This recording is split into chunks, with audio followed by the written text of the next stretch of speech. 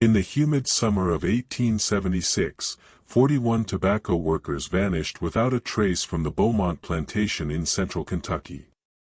No bodies were ever found. No ransom demands were made.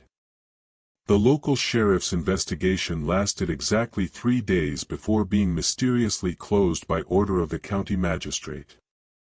For nearly 150 years, the families of Bourbon County have whispered about that scorching July night when an entire work crew simply disappeared from one of Kentucky's most prosperous tobacco estates. The official records state that the workers abandoned their contracts and fled north. But recently discovered letters, hidden for generations in the walls of the old Beaumont Manor, tell a very different story. Before we continue with the story of the Beaumont Plantation and uncover what really happened to those 41 souls, make sure to subscribe to our channel and hit that notification bell, so you never miss these dark historical mysteries. And tell us in the comments below, what state are you listening from? We love hearing from our viewers across America. What those letters reveal will challenge everything historians thought they knew about labor conditions in post-Civil War Kentucky. The Beaumont Plantation stretched across nearly 3,000 acres of Kentucky's fertile bluegrass region, where the limestone-rich soil had made tobacco cultivation a gold mine for generations. Established in 1798 by French immigrant Claude Beaumont, the estate had weathered the Revolution, the War of 1812, and, most recently, the devastating changes brought by the Civil War and Reconstruction. By 1876, the plantation was under the management of Claude's grandson, Jeremiah Beaumont, a man known throughout Bourbon County for his shrewd business sense and his ability to adapt to the new economic realities of a post-slavery South. Unlike many plantation owners who had lost everything after emancipation, Jeremiah had successfully transitioned to a contract labor system, offering decent wages and housing to both former slaves and poor white families desperate for steady work. The summer of 1876 promised to be the most profitable in the plantation's history. The tobacco crop was exceptional, with broad, healthy leaves that would fetch premium prices at the Louisville markets. Jeremiah had assembled a diverse workforce of 41 men, women, and teenage children. A mixture of freed slaves who had chosen to stay on the land they knew, Irish immigrants fleeing poverty, and local white families struggling to make ends meet in the economically uncertain times following the war. Among the workers were names that would later haunt the county records: Samuel Rutledge, a former slave who had earned Jeremiah's trust as a field supervisor; Patrick O'Sullivan, an Irish immigrant whose letters to his sister in Boston painted a picture of hope and steady work; Martha Caldwell, a widow with 3 children who had found refuge and employment at Beaumont after her husband's death in a mining accident; and Thomas Vance, a young white man from the mountains of eastern Kentucky, who had come seeking a better life than the hardscrabble farming that had claimed his father's health. The plantation operated like a small town. The workers lived in neat rows of wooden cabins behind the main house, each family allotted a small garden plot for vegetables. Jeremiah had built a general store where workers could purchase necessities, a small schoolhouse where the children learned to read and write, and even a chapel where traveling preachers held services twice a month. To outside observers, Beaumont Plantation represented a success story, a former slave plantation transformed into a thriving agricultural enterprise that provided dignity and opportunity to people from vastly different backgrounds. But beneath this veneer of prosperity, tension simmered. The summer of 1876 was not just any summer in America. It was the centennial year, a time when the nation was simultaneously celebrating its achievements and grappling with the unfulfilled promises of Reconstruction. In Kentucky, as in much of the South, white supremacist groups like the Ku Klux Klan remained active, terrorizing black communities and any whites who dared to work alongside them as equals. The integrated workforce at Beaumont Plantation was an anomaly that drew attention, not all of it welcome. Local newspaper editor Harrison Crow had written several editorials questioning the social experiment at Beaumont, arguing that such integration was unnatural and dangerous to the established order. Several neighboring plantation owners, still bitter about their losses during the war, viewed Jeremiah's success with a mixture of envy and resentment. There were rumors of nighttime meetings, of hooded riders seen on the roads near the plantation, of threats whispered in the darkness. July 23, 1876 started like any other summer day at Beaumont Plantation.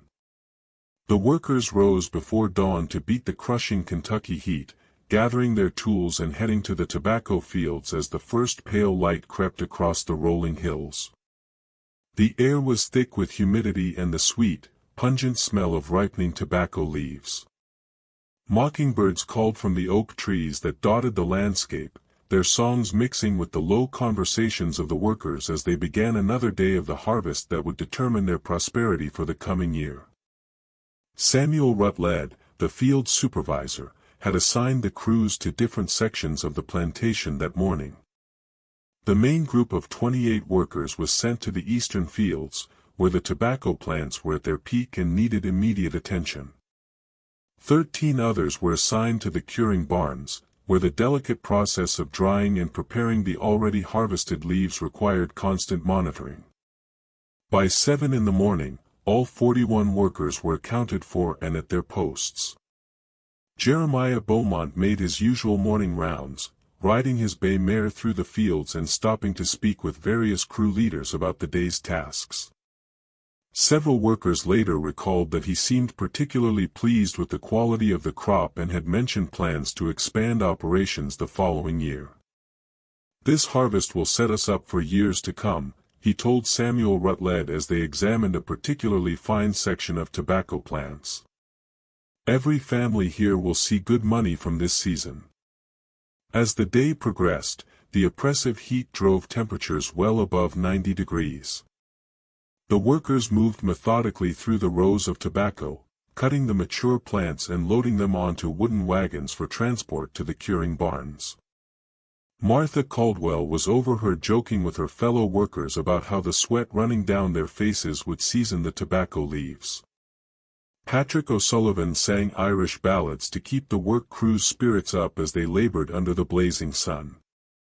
At noon, the plantation bell rang for the midday meal, and all 41 workers gathered in the shade of the large oak trees near the main house. They shared simple fare, cornbread, beans, and cold buttermilk. While discussing the morning's progress, several workers mentioned strange visitors they had seen on the plantation roads earlier that week, well-dressed men in dark suits, who had ridden through without stopping to speak with anyone. Samuel Rutledge had assumed they were potential tobacco buyers scouting the operation, but something about their demeanor had made him uneasy. After the meal, work resumed. The afternoon shift focused on the more delicate tasks of selecting and preparing the finest tobacco leaves for premium market grades. The workers labored until sunset, when the plantation bell rang again to signal the end of the workday. As had been the custom for months, all 41 workers gathered at the general store to collect their daily wages. Jeremiah Beaumont believed in paying his workers at the end of each day rather than waiting for weekly payouts, a practice that had earned him considerable loyalty. Thomas Vance, who kept meticulous records of the daily wage distributions, noted in his journal that evening that every worker had been present and accounted for at 6:30 when the last wages were handed out. The workers then dispersed to their cabins for supper and rest. Many gathered on their front porches to enjoy the cooling evening air and share stories of the day. But something happened in the darkness between sunset and sunrise. Something that would turn a prosperous Kentucky plantation into the center of one of the most baffling disappearances in American history. When Jeremiah Beaumont rang the morning bell at 5:30 on July 24, no one came. The cabins that had housed 41 people the night before stood empty, their doors hanging open, their occupants vanished without a trace.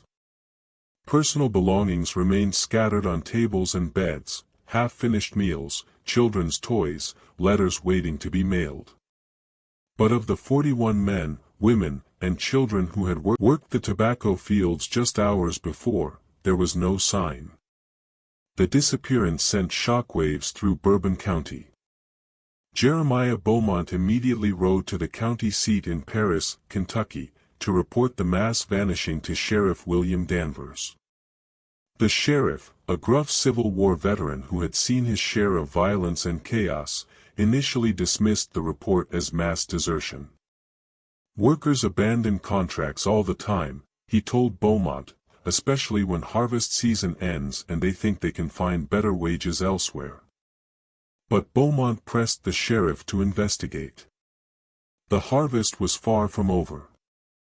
The workers would have forfeited weeks of premium wages by leaving at that moment. More troubling were the personal effects left behind. Martha Caldwell's life savings, nearly $40 in gold coins, remained in a coffee tin under her bed. Patrick O'Sullivan's precious letters from his sister in Boston, his only connection to family, lay scattered on his cabin floor. Children's Sunday clothes, carefully mended and preserved for church services, hung on pegs as if their owners had simply stepped outside for a moment. Sheriff Danvers assembled a small search party and spent 3 days combing the plantation grounds and the surrounding countryside. They found curious evidence that raised more questions than it answered. Horse tracks suggested that multiple riders had visited the plantation during the night of July 23, but the tracks were deliberately obscured and impossible to follow beyond the main road. Several workers' cabins showed signs of hasty departure, overturned chairs, scattered belongings, but others appeared to have been left in normal order, as if their occupants had simply vanished from their beds. Most disturbing were the discoveries in the tobacco fields themselves. The workers had left their tools exactly where they had been working, arranged in neat rows, as was their habit. But someone had come through after their disappearance and systematically destroyed approximately 3 acres of the finest tobacco plants, cutting them down and burning them in small piles throughout the eastern fields. The destruction seemed purposeful rather than random, targeting the most valuable sections of the crop. On July 27, just as Sheriff Danvers was expanding his investigation to include neighboring counties, he received an unexpected visit from County Magistrate Edmund Hartwell. Hartwell, a wealthy landowner with political connections throughout Kentucky, informed the sheriff that the investigation was to be immediately closed. The official record would state that the 41 workers had violated their contracts and fled north, possibly to find work in the growing industrial cities of Ohio and Indiana. When Sheriff Danvers protested that the evidence suggested something far more sinister, Magistrate Hartwell produced a stack of legal documents. Someone, he would not say who, had come forward with information proving that the missing workers had been involved in illegal activities. The details were sealed by court order, but Hartwell assured the sheriff that closing the investigation was in the best interest of everyone involved. Any further inquiry would only bring unwanted attention to Bourbon County and potentially damage the region's reputation and economic prospects. Jeremiah Beaumont was devastated by both the loss of his workers and the abrupt end of the investigation. He spent his own money hiring private investigators from Louisville, but they found no trace of the missing people. The Pinkerton Detective Agency, famous for their thoroughness, sent 2 agents who spent weeks following leads throughout Kentucky, Tennessee, and Ohio. Their final report, filed in September 1876, concluded that 41 people could not simply vanish without leaving some trace unless extraordinary measures were taken to ensure their disappearance. As the months passed, the abandoned cabins at Beaumont Plantation began to decay. Jeremiah could not bring himself to hire new workers to live in the homes of the vanished, and the tobacco operation that had once been the pride of Bourbon County fell into decline. Local families whispered theories about what had happened. Some believed the workers had been murdered by the Ku Klux Klan for daring to work as equals across racial lines. Others suspected they had been kidnapped and sold into illegal bondage in remote mining operations. A few wondered if they had witnessed something they shouldn't have and been eliminated to protect powerful interests. The mystery deepened in 1879 when a drifter passing through Bourbon County claimed to have seen Martha Caldwell in a Memphis boarding house.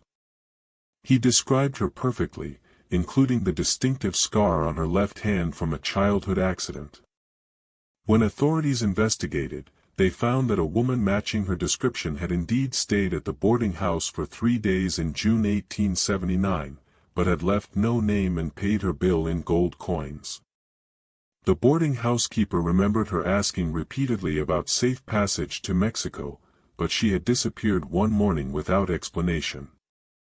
This single unverified sighting was the only potential trace of any of the 41 missing workers ever reported. As the years passed and no other evidence emerged, the story of the Beaumont Plantation workers became a local legend, told and retold around kitchen tables and in country stores throughout central Kentucky. The truth about what happened to the 41 workers might have remained buried forever if not for the curiosity of Margaret Beaumont, Jeremiah's great-niece, who inherited the decaying plantation house in 1923.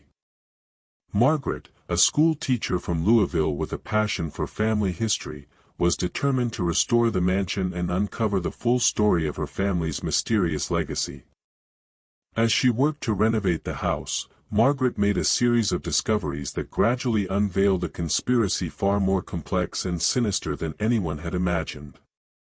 While removing water-damaged wallpaper from Jeremiah's former study, she found a collection of letters that had been carefully sealed inside the walls, correspondence that Jeremiah had apparently hidden shortly before his own death in 1881.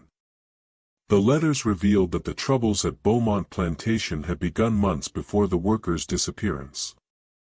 Starting in early 1876, Jeremiah had received increasingly threatening messages from a group calling itself the Kentucky Brotherhood, a secretive organization apparently composed of wealthy landowners, politicians, and businessmen who opposed the integration and economic success of operations like Beaumont Plantation. One letter, dated May 15, 1876, was particularly chilling. Mr. Beaumont, your social experiment has gone too far. The mixing of races and positions of equality is an abomination that threatens the natural order of our society. You have been warned before, but you continue to flaunt your disrespect for Southern tradition. The Brotherhood has voted. You will cease these activities immediately or face consequences that will serve as a warning to others who might follow your misguided example. Another letter, from June 1876, was even more explicit. Your workers have been observed attending integrated social gatherings, and your operation has become a beacon for radical elements seeking to undermine our way of life. Dissolve your workforce immediately and adopt proper labor practices, or the Brotherhood will take action to protect the interests of this county. Do not mistake this for an idle threat. Margaret found evidence that Jeremiah had taken these threats seriously. He had written to the governor of Kentucky requesting protection, but his letter had apparently been intercepted or ignored. He had also contacted the federal authorities in Louisville. But post-Reconstruction enforcement of civil rights had become increasingly lax, and federal interest in protecting integrated workforces had waned considerably by 1876. Most revealing was a letter Jeremiah had written to his brother in Virginia, dated just 2 days before the disappearance. Thomas, I fear I have made a terrible mistake. My attempts to build something good and decent have attracted the attention of men who will stop at nothing to maintain their vision of how things should be. I have tried to protect my workers, but I may have only made them targets. If something happens to me or to them, look for answers among the men who meet in the basement of the Hartwell House on the 3rd Thursday of each month. They call themselves patriots, but they are something far darker. This reference to County Magistrate Edmund Hartwell, the same man who had ordered the investigation closed, sent Margaret searching through county records for additional evidence. What she found was a pattern of suspicious activity that had been carefully concealed for decades. In the months following the Beaumont disappearances, several other integrated work operations throughout central Kentucky had experienced similar problems. Workers had been intimidated, buildings had been burned, and contracts had been mysteriously canceled. The perpetrators were never identified, but county records showed that in each case, the investigation had been quickly closed by order of local magistrates. More disturbing was Margaret's discovery that several of the men she suspected of involvement in the Kentucky Brotherhood had grown conspicuously wealthy in the late 1870s, despite the economic depression that had affected most of the region. Edmund Hartwell, in particular, had purchased 3 additional plantations between 1877 and 1880, expanding his holdings by nearly 10,000 acres at a time when most landowners were struggling to maintain their existing properties. Margaret's investigation took on new urgency when she discovered a coded ledger hidden beneath the floorboards of Jeremiah's bedroom. The ledger contained detailed records of meetings, names, and financial transactions that painted a picture of a sophisticated criminal organization that had operated throughout Kentucky for years. The codes were complex, but Margaret's background as a school teacher helped her recognize patterns and eventually decipher much of the content. The ledger revealed that the Kentucky Brotherhood was far more than a local hate group. It was a criminal enterprise that used intimidation and violence to eliminate competition and seize valuable properties throughout the region. Integrated operations like Beaumont Plantation were targeted not just for ideological reasons, but because their success threatened the economic dominance of Brotherhood members who relied on cheap, exploited labor to maintain their profits. Margaret's investigation had attracted attention, the wrong kind of attention. In late 1924, she began receiving anonymous warnings to abandon her research into the plantation's history. Someone broke into her Louisville apartment and searched through her papers, though nothing was stolen. Her mail was apparently being intercepted, as several letters from historical societies and researchers who had offered to help with her investigation never reached her. The harassment escalated when Margaret hired a private investigator to help trace the surviving families of the missing workers. The investigator, a former Louisville police detective named Robert Hayes, had made significant progress in tracking down descendants of several workers when he was found dead in his office, apparently from a heart attack. However, his files related to the Beaumont case had been removed, and his secretary reported that 2 well-dressed men had visited the office the day before his death, claiming to represent interested parties who wanted the investigation stopped. Despite these warnings, Margaret pressed forward with her research, driven by a growing conviction that the 41 workers had not simply disappeared. They had been murdered, and their deaths had been covered up by some of the most powerful men in Kentucky. Her breakthrough came when she located Ezra O'Sullivan, the elderly nephew of Patrick O'Sullivan, one of the missing workers. Ezra, now living in Boston, had preserved his uncle's letters and had spent decades searching for information about Patrick's fate. He revealed to Margaret that Patrick's final letter, dated July 20, 1876, had contained disturbing information about tensions at the plantation. "Dear Mary, something evil is brewing here in Kentucky. Samuel Rutledge, the field supervisor, told me yesterday that men have been watching the plantation at night, sitting on horses just beyond the tree line. Mr. Beaumont has been nervous and short-tempered, which is not like him. Some of the workers are talking about leaving, but the harvest is so close to completion that most of us want to see it through. The money will set our families up for the winter and beyond. But I have a feeling in my bones that something terrible is going to happen. If you do not hear from me soon, contact the authorities in Boston and tell them that Patrick O'Sullivan did not abandon his job willingly." This letter provided the first direct evidence that the workers had sensed danger before their disappearance. But Ezra had even more shocking information to share.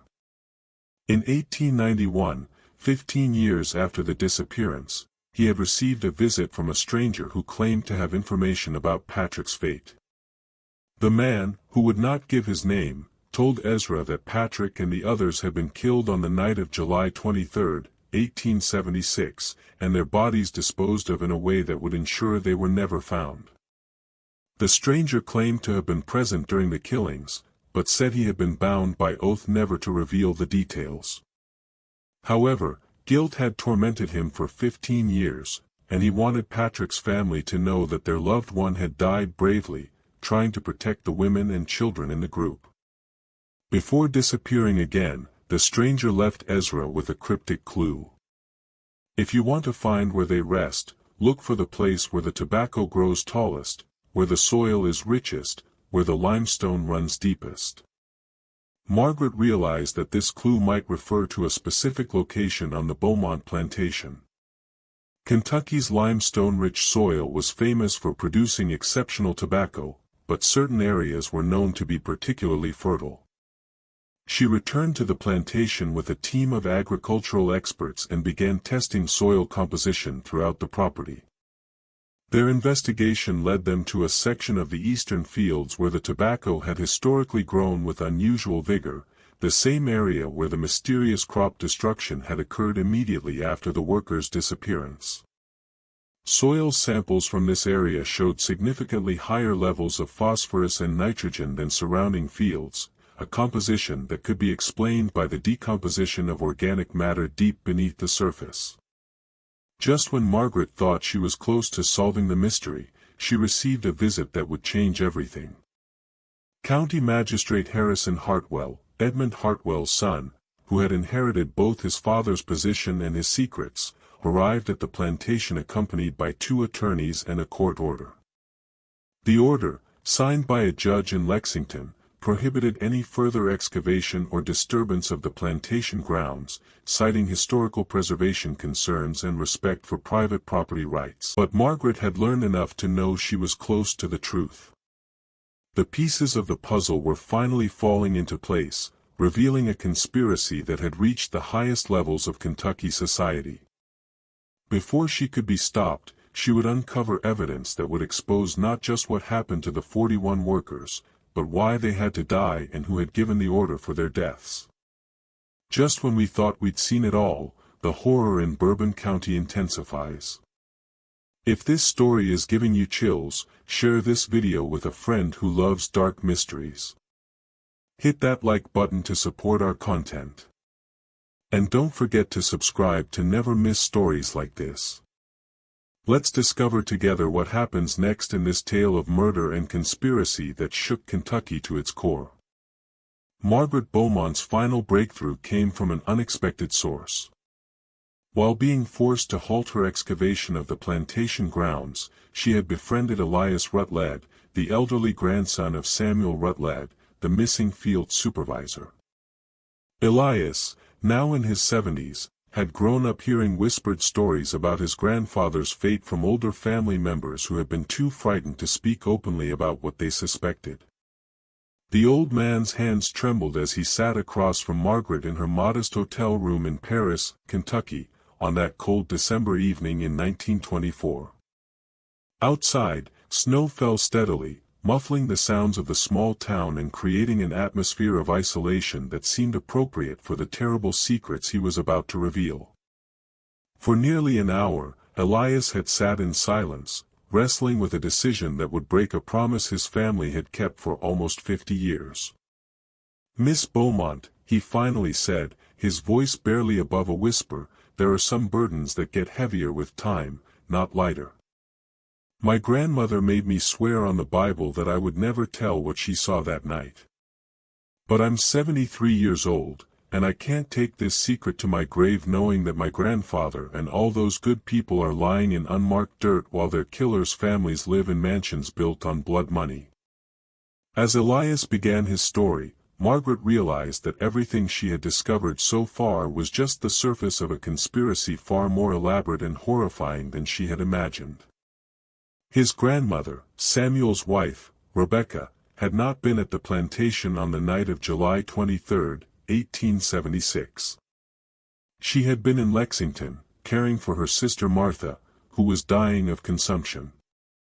This absence, which had probably saved her life, had also made her the only witness to the immediate aftermath of what would become known as the Beaumont Massacre.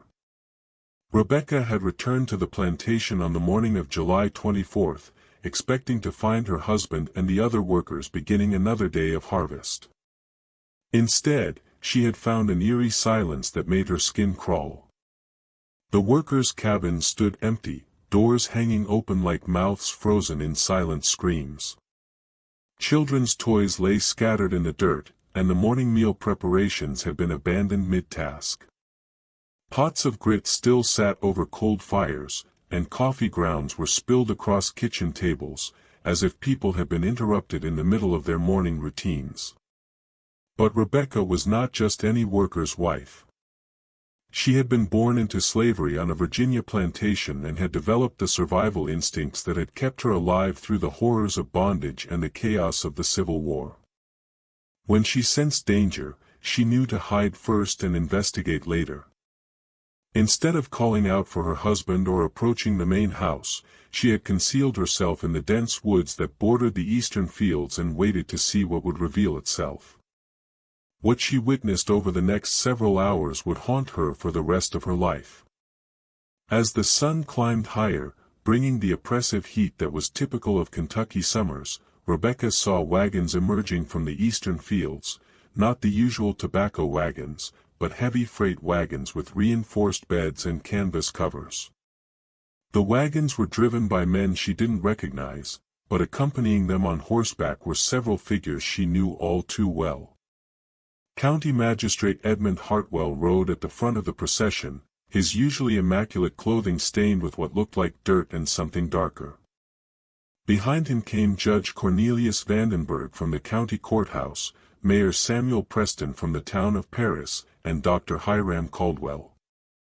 Ironically, no relation to the missing Martha Caldwell, but the county's most respected physician and a man Rebecca had always trusted. Seeing these pillars of the community involved in whatever had happened to the workers filled her with a terror beyond anything she had experienced even during the darkest days of slavery. The procession moved slowly toward the main road, and Rebecca counted at least 8 wagons, all heavily loaded and covered. The men riding alongside spoke in low, urgent tones, but the summer air carried fragments of their conversation to her hiding place. She heard references to the northern route, the arrangements in Louisville, and most chillingly, making sure there are no traces left behind. But Rebecca's nightmare was far from over. After the wagons disappeared down the main road, another group of men arrived at the plantation. These were not the respectable community leaders she had recognized earlier, but rough-looking individuals who moved with the purposeful efficiency of men accustomed to violence. They immediately began a systematic destruction of evidence that revealed the premeditated nature of what had occurred. The men went through each abandoned cabin methodically, removing anything that might identify the missing workers or provide clues about their fate. Personal letters were gathered and burned in a large fire behind the main house. Clothing and personal effects were loaded onto smaller wagons and hauled away. Most disturbing of all, the men brought buckets of some chemical substance. Later, Rebecca would realize it was lime, and scattered it throughout the cabins and surrounding areas, presumably to destroy any biological evidence that might remain. As Rebecca watched this systematic erasure of 41 human lives, she began to understand that she was witnessing not a spontaneous act of violence, but a carefully planned operation that had been organized well in advance. The men worked with military precision, following what was clearly a predetermined plan. They knew exactly where to look for important documents, which areas to treat with chemicals, and how to eliminate any trace that the workers had ever existed. The most horrifying moment came when Rebecca saw several of the men return from the eastern fields carrying bloodied tools and clothing. They fed these items into the fire behind the main house, and the acrid smell of burning fabric and something else, something organic and terrible, drifted through the humid air to her hiding place. It was then that Rebecca fully understood that her husband and all the other workers were dead, and that their bodies had been disposed of somewhere in those eastern fields. But the nightmare still wasn't over. As the afternoon wore on, Rebecca watched as the conspirators began the next phase of their plan, creating a false narrative to explain the workers' disappearance. Jeremiah Beaumont himself arrived at the plantation around 3 o'clock, riding hard from the direction of Paris. From his behavior, it was clear that he had no idea what had transpired. His shock and horror upon discovering the empty cabin seemed genuine, and Rebecca watched as he frantically searched for any sign of his workers. What happened next revealed the true scope of the conspiracy. Magistrate Hartwell approached Jeremiah with what appeared to be a prepared explanation.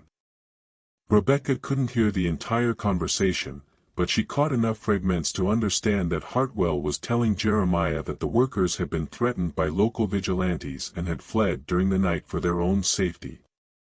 Hartwell produced documents that he claimed proved the workers had violated their contracts and abandoned their jobs. Jeremiah's anguished protests were met with calm assurances from Hartwell that everything possible would be done to locate the missing workers. But Rebecca could see what Jeremiah could not. The subtle signals being exchanged between Hartwell and the other men, the way they positioned themselves to control the conversation, the practiced manner in which they redirected Jeremiah's questions and concerns. As evening approached, Rebecca realized that she was in mortal danger. If the conspirators discovered that anyone had witnessed their activities, they would not hesitate to eliminate that witness. She began to carefully work her way deeper into the woods, planning to remain hidden until she could safely leave the area. But as she moved through the underbrush, she overheard a conversation that revealed the full horror of what she had witnessed. Two of the rough-looking men were standing near the edge of the woods, smoking and discussing the day's events. One was complaining about the physical difficulty of the work they had done in the eastern fields. The other responded with casual brutality that made Rebecca's blood run cold. 41 bodies don't bury themselves, especially when you got to dig deep enough that they won't ever be found. But the pay is good. And the boss says this kind of work keeps the colored folks and their white sympathizers in line. Nothing like a whole crew disappearing to make people think twice about getting too uppity. The first man chuckled and replied, "The line will take care of any evidence, and by next spring. This will be the most fertile tobacco ground in Kentucky." Fitting, ain't it? The ones who thought they were too good to know their place will end up fertilizing the crops that make their bedbetters rich. This conversation confirmed Rebecca's worst fears about her husband's fate. But it also provided crucial information about the location of the mass grave, the eastern fields, where the conspirators had spent the day working, where the tobacco had always grown with unusual vigor. This was where Samuel and the others had been buried. Rebecca waited in the woods until well after midnight before beginning her careful journey away from the plantation. She didn't dare return to her cabin to collect her belongings, knowing that the conspirators might be watching for anyone who tried to claim the workers' possessions. Instead, she made her way on foot to Lexington, where her dying sister provided cover for her presence in the area. But Rebecca's ordeal was far from over. In the days that followed, she learned that the conspiracy extended far beyond what she had witnessed at the plantation. When Sheriff Danvers began his investigation, Rebecca considered coming forward with what she had seen. But before she could make contact with the sheriff, she received a visit from two men who identified themselves as friends wanting to make sure she understood the importance of remaining silent about recent events. The men never explicitly threatened her, but their message was clear. They knew who she was. They knew what she had seen, and they were watching her. They suggested that she might want to consider leaving Kentucky permanently, perhaps joining the many former slaves who were migrating north in search of better opportunities.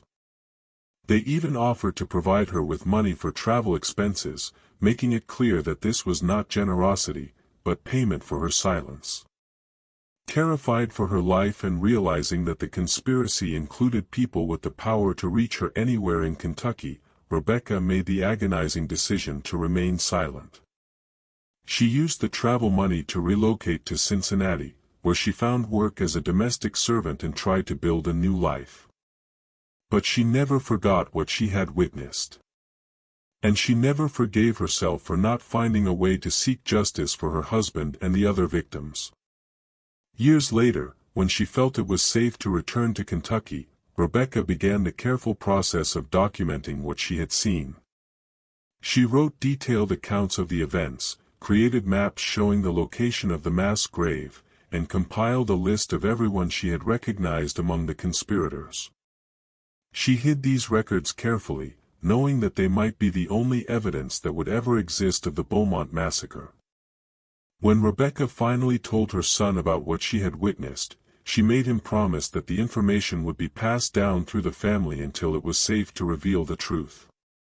She died in 1902, taking her secrets with her, but leaving behind a legacy of evidence that would eventually help expose one of the most heinous crimes in Kentucky history. Now, in 1924, Elias Rutledge was breaking his grandmother's trust and his family's silence because he had come to understand that some promises are meant to be broken when they serve to protect evil. As he finished telling Rebecca's story to Margaret Beaumont, tears streamed down his weathered face. "Miss Beaumont," he said, "my grandmother spent her whole life carrying the weight of what she saw. She died believing that justice would never come for my grandfather and the others. But maybe if we're brave enough to speak the truth now, we can finally give them some peace." Margaret realized that Rebecca's testimony was the missing piece that would allow her to understand not just what had happened to the 41 workers, but how the conspiracy had been organized and covered up. But Elias had more evidence to share. Hidden in the basement of his small house was Rebecca's carefully preserved documentation, maps, lists of names, detailed timelines, and most importantly, a diagram showing the exact location where she had seen the conspirators returning from their grisly work in the eastern fields. The evidence Rebecca had compiled over the years painted a picture of a conspiracy that extended far beyond the local level. The Kentucky Brotherhood, as they called themselves, was part of a regional network of terrorist organizations that had formed in response to the social and economic changes brought by Reconstruction. These groups operated with the knowledge and protection of politicians, judges, and business leaders who shared their commitment to maintaining white supremacy and economic exploitation.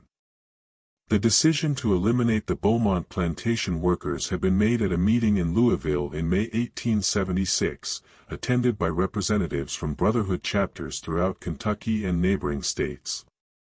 The integrated workforce at Beaumont was seen as a dangerous example that might inspire similar experiments elsewhere. If such operations could succeed, it would prove that the South could prosper without maintaining the racial oppression and exploitative labor practices that benefited the Brotherhood's members. The massacre had been planned with military precision. The timing was carefully chosen to coincide with the height of harvest season when the workers would be most reluctant to leave and when their disappearance would cause maximum economic damage to Jeremiah Beaumont. The location was selected because the eastern field's remote position would allow the conspirators to work without being observed from the main house or the nearby road. Most chilling of all, Rebecca's records revealed that the Beaumont massacre was not an isolated incident. The Kentucky Brotherhood had been responsible for similar operations throughout the region, targeting integrated workforces, Republican politicians, civil rights activists, and anyone who challenged the post-Reconstruction social order. The group maintained detailed records of their activities, treating terrorism and murder as simply another form of business enterprise. Armed with this evidence, Margaret finally understood why her investigation had drawn such intense opposition. The descendants and successors of the original Brotherhood members still held positions of power throughout Kentucky, and they were determined to prevent the exposure of their ancestors' crimes. The conspiracy had been passed down through generations, maintaining its secrecy through intimidation, corruption, and the careful placement of sympathizers in positions of authority. But Margaret also realized that she now possessed evidence that could finally bring justice for the 41 murdered workers. Rebecca's documentation provided not just proof of what had happened, but the names of those responsible and the location of their unmarked grave. For the first time in nearly 50 years, there was hope that the truth about the Beaumont massacre would finally be revealed. Armed with Rebecca Ruddle's explosive testimony and documentation, Margaret Beaumont faced the most dangerous moment of her investigation. She now possessed evidence that could expose a conspiracy that had operated with impunity for nearly half a century. But she also knew that the same forces that had silenced Rebecca and murdered Robert Hayes would not hesitate to eliminate her if they discovered what she had learned. Margaret's first priority was ensuring the survival of the evidence.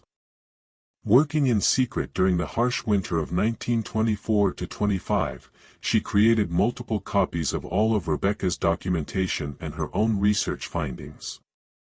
She used her connections as a schoolteacher to distribute these copies to trusted contacts throughout the country, historical societies in Boston and Chicago, civil rights organizations in New York and Philadelphia, and journalists in cities far from Kentucky where local pressure could not reach them. But Margaret also understood that simply releasing the evidence would not guarantee justice. The Kentucky Brotherhood had survived for 50 years by controlling the very institutions that should have brought them to justice. Local law enforcement, county magistrates, and state politicians had either been corrupted or intimidated into silence. If the truth was going to emerge, it would require a more sophisticated strategy than simply presenting evidence to authorities who might be part of the conspiracy themselves. Margaret's breakthrough came when she made contact with federal investigators who had been quietly building a case against organized terrorist groups throughout the South. The federal government's interest in such organizations had waned considerably since the end of Reconstruction, but a small group of Justice Department officials remained committed to prosecuting crimes that local authorities refused to address.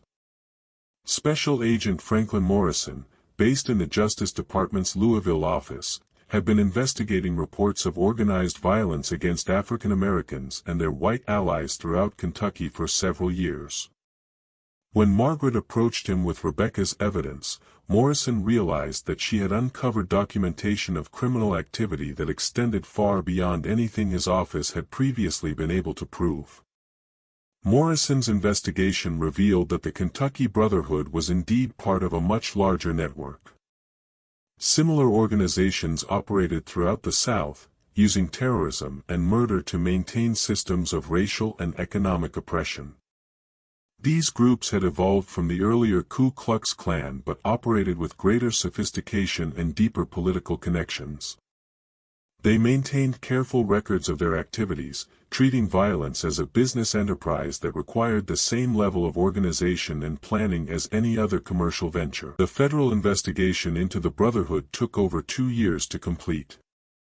Working in coordination with investigators from other states, Morrison's team gradually built a comprehensive picture of the organization's structure, membership, and criminal activities.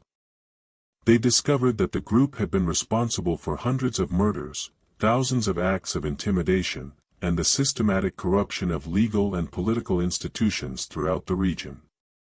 The Beaumont Massacre emerged as one of the most thoroughly documented crimes in the Brotherhood's history.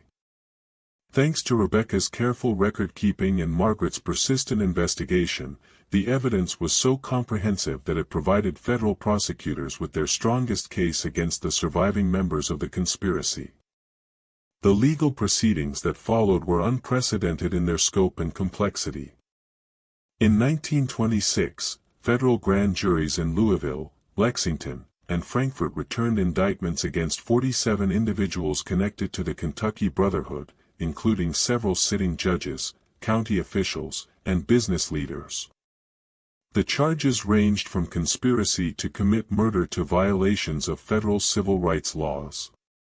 The trials that began in 1927 created a sensation throughout Kentucky and the nation. For the first time, the full extent of post-Reconstruction terrorism was exposed in open court with detailed testimony about organized violence that had been hidden for decades. The proceedings revealed not just the specific details of the Beaumont massacre, but the broader system of terror that had been used to maintain white supremacy throughout the South. County Magistrate Harrison Hartwell, facing overwhelming evidence of his father's role in organizing the massacre, chose to cooperate with federal prosecutors rather than face trial. His testimony provided crucial details about the Brotherhood structure and operations, confirming much of what Rebecca had documented and revealing additional crimes that had never been investigated. Hartwell's confession was both devastating and cathartic. He described how his father had received orders from Brotherhood leaders in Louisville to eliminate the Beaumont workers as an example to other integrated operations throughout the region. The massacre had been planned months in advance with detailed consideration given to timing, logistics, and cover-up procedures. The conspirators had even prepared legal documents in advance to explain the workers' disappearance and prevent serious investigation. Most shocking was Hartwell's revelation that the Brotherhood had maintained detailed financial records of their criminal activities. Murder and intimidation were treated as business expenses with careful accounting of costs and benefits.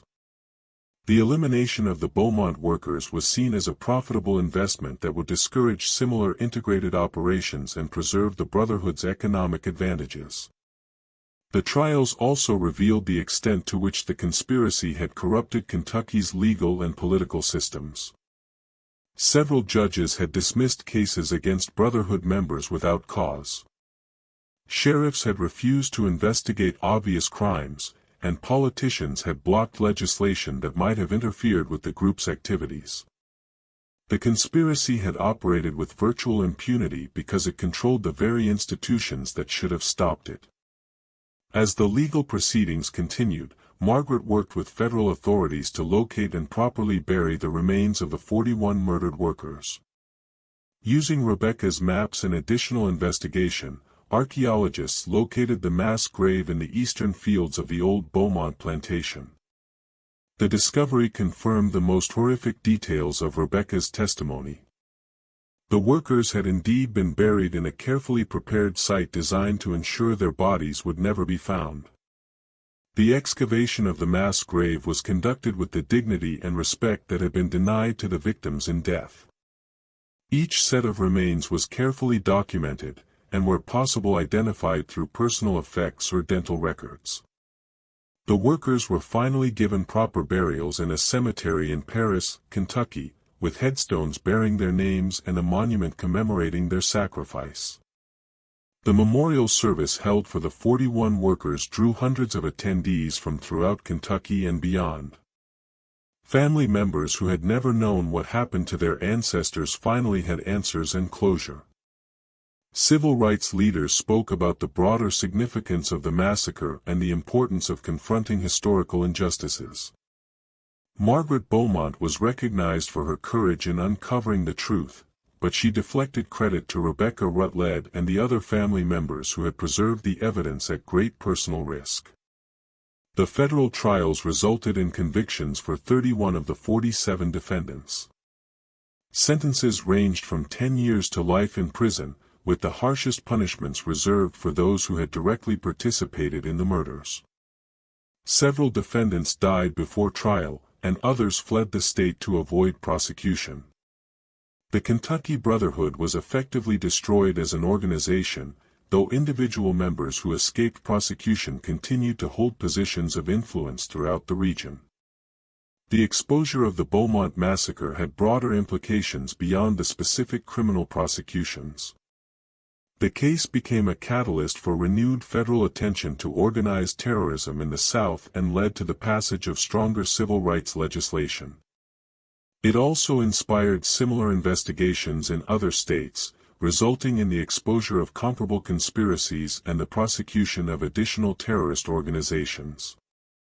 Margaret Beaumont devoted the remainder of her life to ensuring that the victims of the massacre were not forgotten and that the lessons of their sacrifice were preserved for future generations. She established the Beaumont Memorial Foundation, which provided scholarships for the descendants of the murdered workers and supported research into other instances of organized violence during the post-Reconstruction period. The foundation also worked to preserve the historical record of the massacre and its aftermath. Margaret compiled a comprehensive archive of documents, testimony, and evidence related to the case, creating a resource that historians and researchers continue to use today. She insisted that the archive include not just the facts of the conspiracy, but the personal stories of the victims and the impact of their deaths on their families and communities. Margaret's work extended beyond documentation to active education and advocacy. She spoke at schools, universities, and community organizations throughout the country, sharing the story of the Beaumont massacre and its significance in American history. She collaborated with other researchers to document similar crimes throughout the South, helping to build a comprehensive picture of organized terrorism during the post-Civil War period. The old Beaumont Plantation was eventually converted into a memorial and educational center dedicated to the history of labor relations and civil rights in Kentucky. The restored workers' cabins serve as exhibits that tell the stories of the 41 victims and place their lives in the broader context of the struggles faced by working people in the post-Reconstruction South.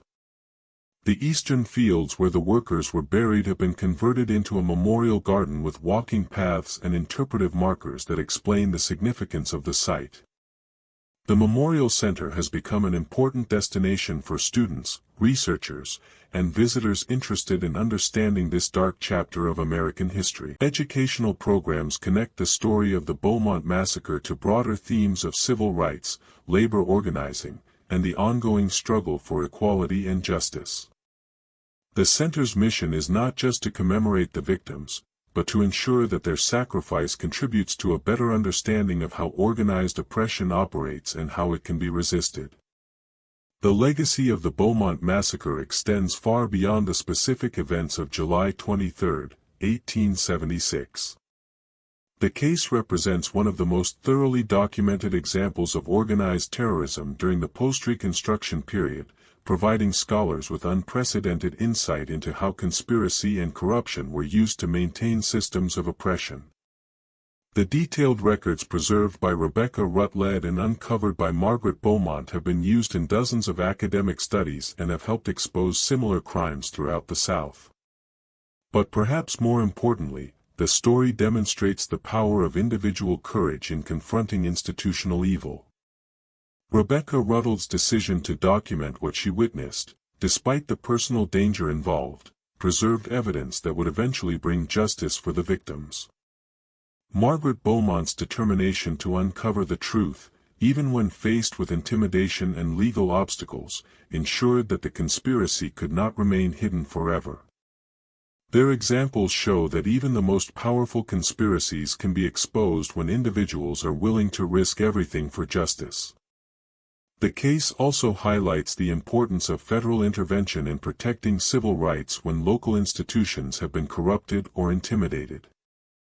The Kentucky Brotherhood operated with impunity for decades because it controlled local law enforcement and political structures. Only federal investigation and prosecution could break the conspiracy's hold on power and bring the perpetrators to justice. Today, visitors to the Beaumont Memorial Center can walk through the restored plantation grounds and see exhibits that tell the complete story of the massacre and its aftermath. They can visit the memorial garden where the 41 workers are commemorated and read their names on the monument that Margaret Beaumont helped design. They can also explore the research archives that contain thousands of documents related to the case and its broader historical significance. But the most powerful aspect of the memorial is the way it connects past and present. The story of the Beaumont Massacre is not just a historical curiosity.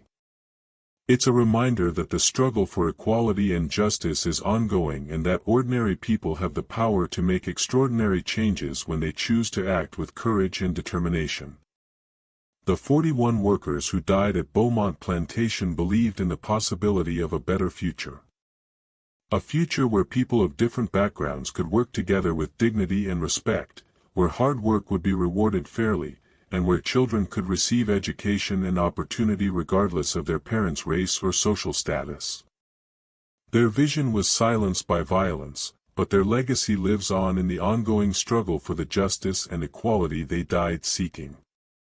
What do you think of this story? Do you believe that justice was ultimately served? Or do the crimes of the Kentucky Brotherhood represent a failure of our legal system that continues to echo today? How do we ensure that the sacrifice of these 41 workers contributes to a more just and equal society? Leave your comment below and tell us your thoughts on this dark but ultimately inspiring chapter in American history. If you enjoyed this tale and want more stories that uncover the hidden truths of our past, subscribe, hit the notification bell, and share with someone who loves historical mysteries.